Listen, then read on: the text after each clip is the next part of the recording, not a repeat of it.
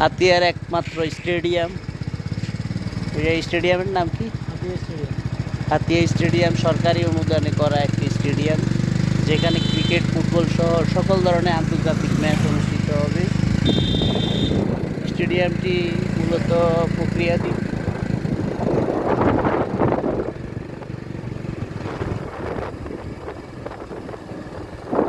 এটা হলো এক বজ্জাতের বাড়ি।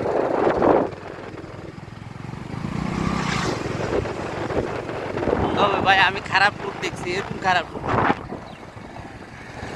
এখনো হাতে আছে। তারা শিক্ষিত হওয়ার নামে, শিক্ষিত হওয়া, হ্যাঁ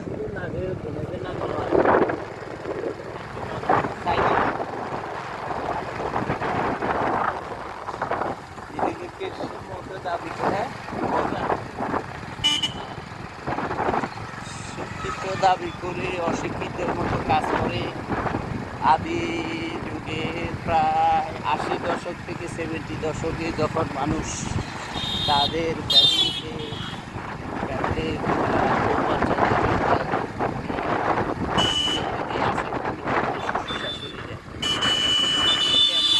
ফ্যামিলি আছে যারা এই ধরনের অ্যাক্টিভিটিস করে, তারা নিজেদের গরু দিয়ে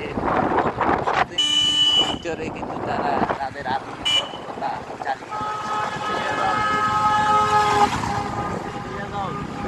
বলতেন না